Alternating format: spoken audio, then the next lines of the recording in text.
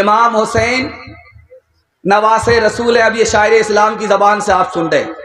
آپ سے وعدہ لینا چاہتے ہیں محرم میں جوش کے ساتھ ڈھول بجائیں گے. ہاتھ اٹھائیے انشاءاللہ. خیر ماشاءاللہ ڈس بریک مار دیا آپ نے, اللہ جزائے خیر دے. امام حسین نے بچپن میں اپنے باپ علی سے سوال کیا کہ حسن سے محبت ہے کہاں ہے, کہا حسین سے محبت ہے کہاں ہے, کہا میری ماں فاطمہ سے محبت ہے کہاں, کہا میری نانی خدیجہ سے محبت ہے کہاں, کہا میرے نانا رسول اللہ سے محبت ہے کہاں, کہا میرے خدا آپ کے خدا ان سے محبت ہے کہاں. تو امام حسین نے کہا کہ ابا معاف کیجئے گا, آپ کا دل ہے یا ڈبہ ہے؟ میں تو سمجھتا تھا کہ صرف خدا ہی سے محبت ہوگی. ہاتھ اٹھائیے کہ اگر راحت ملے گی تو اللہ کا شکر کریں گے انشاءاللہ. مصیبت ملے گی تو صبر کریں گے. ہاتھ اٹھائیے انشاءاللہ. صبر نہیں ہوگا تو خودکشی کریں گے. ہاتھ اٹھائیے انشاءاللہ. کہ ہے ذات واحد عبادت کے لائق, زباں اور دل کی شہادت کے لائق, اسی کے ہے فرما اطاعت کے لائق, اسی کی ہے سرکار خدمت کے لائق. لگاؤ تو لو سے اپنی لگاؤ, جھکاؤ تو سر اس کے آگے جھکاؤ. نماز کے بولو نا کاج چھے, کاج کے بولو امر نماز چھے. نماز بھی ہیر پودوں پرے کی جو باپ دیبے تمی پروہر کچے. فجر کٹے گھومر گھرے جو ہر کجے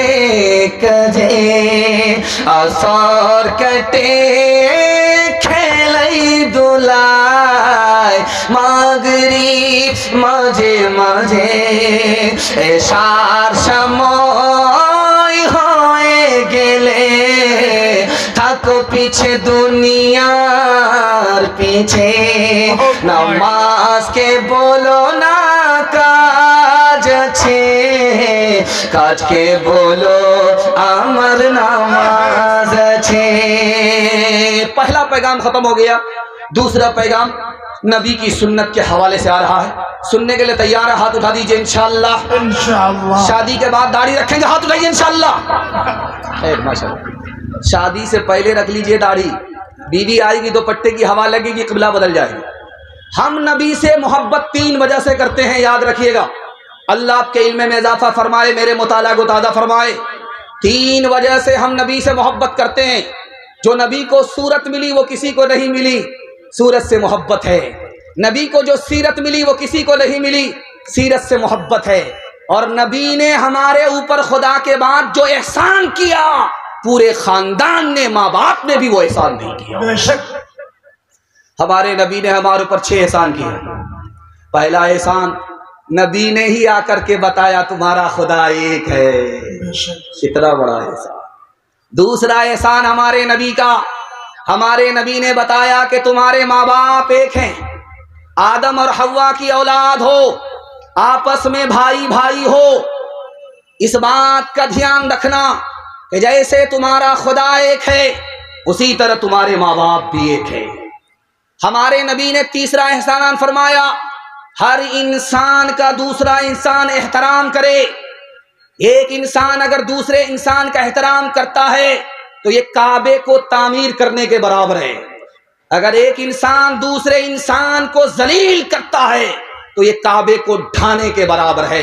ایک انسان کا احترام کعبے کے احترام سے بڑھ کر کے ہے. بے شک سبحان اللہ. ہمارے نبی نے گنہگاروں سے کہا مایوس مت ہو, ابھی سورج پورب سے طلوع ہو رہا ہے, توبے کا دروازہ کھلا ہے. مالک نے توبے کا دروازہ کھلا رکھا ہے. مایوس نہیں ہونا ہے کہ گنہگار ہیں, ابھی بھی دروازہ کھلا ہے مالک کا کہ پورب سے سورج نکل رہا ہے. جو کل توبہ کرنی ہے وہ آج کرنی ہے, جو آج کرنی ہے وہ ابھی کرنی ہے, مالک خوش ہو جائے گا. وہ انتظار کر رہا ہے کہ کل کا بھٹکا میرے پاس لوٹ جائے، صبح کا بھٹکا شام کو لوٹ جائے۔ ہمارے نبی کا 5واں احسان، یہ دنیا ہی سب کچھ نہیں ہے، اس کے بعد آخرت ہے، خدا کے سامنے کھڑا ہونا ہے۔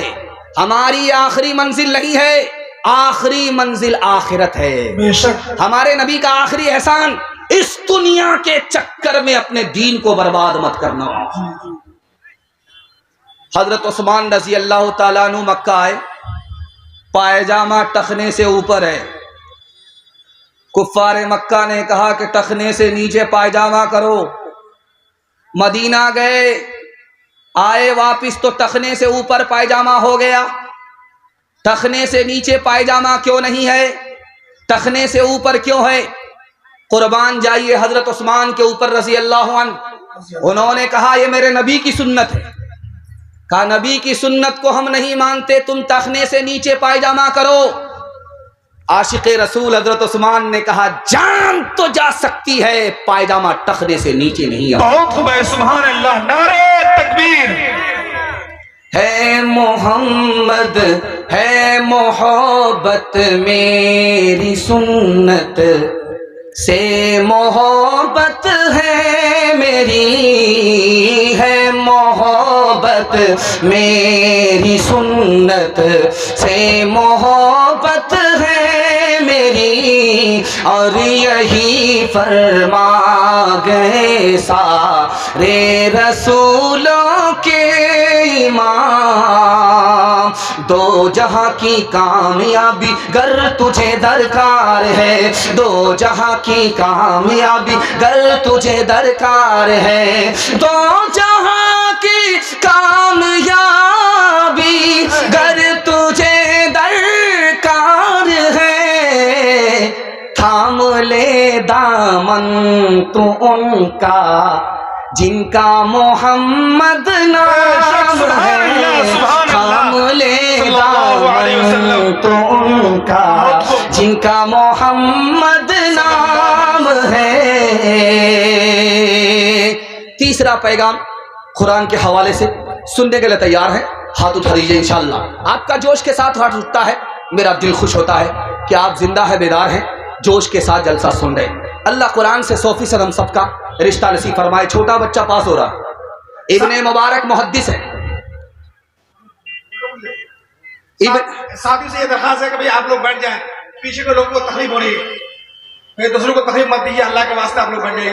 ادھر کے ساتھی بھی بیٹھ جائیں، مہربانی کو بیٹھ کر سنیے نا بھائی، آپ کے لیے اتنے بہترین انتظام کیا گیا، بیٹھ جائیے۔ ابن مبارک محدث ہے، پاس ہو رہا ایک بچہ، روکا، کہا بیٹا کچھ پڑھا لکھا ہے بھی نہیں؟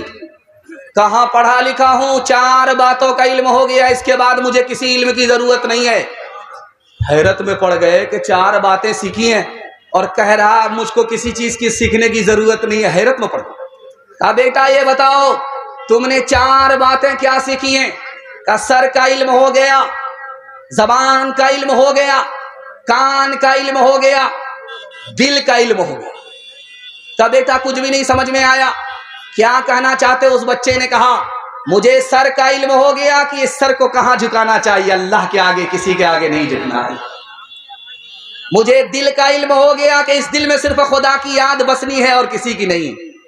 زبان کا علم ہو گیا، کان کا علم ہو گیا کہ اس زبان سے قرآن پڑھنا ہے، اس کان سے قرآن سننا ہے، پڑھنا بھی عبادت، سننا بھی عبادت۔ بے شک، سبحان اللہ، سبحان اللہ۔ اسکول سے مسلمان کا بچہ پاس ہوا، روکا گیا، سوال ہوا عالم کے، مسلمان کے بچے ہو یہ بتاؤ عربی اچھی ہے یا انگریزی اچھی ہے؟ اس مسلمان کے دیندار بچے نے کہا انگریزی سے عربی اچھی ہے۔ کہا یہ کیسے کہتے ہو؟ کہا اس لیے کہ اللہ کا قرآن عربی میں نازل ہوا ہے، انگریزی میں نازل نہیں ہوا ہے۔ مسلمان ماسٹر ہے، 2 سال سے بچہ اسکول میں آ نہیں رہا ہے، باپ کو بلا کر کے ماسٹر صاحب کہتے ہیں تمہارا بچہ 2 سال سے نہیں آ رہا ہے، کہاں ہے؟ تو باپ نے کہا کہ میرا بچہ ابھی مکتب میں ہے، مدرسے میں ہے، قرآن پڑھ رہا ہے، 15 پارے ہوئے ہیں، جب مکمل ہو جائے گا تو وہاں سے یہاں آ جائے گا، مدرسہ سے اسکول آ جائے گا۔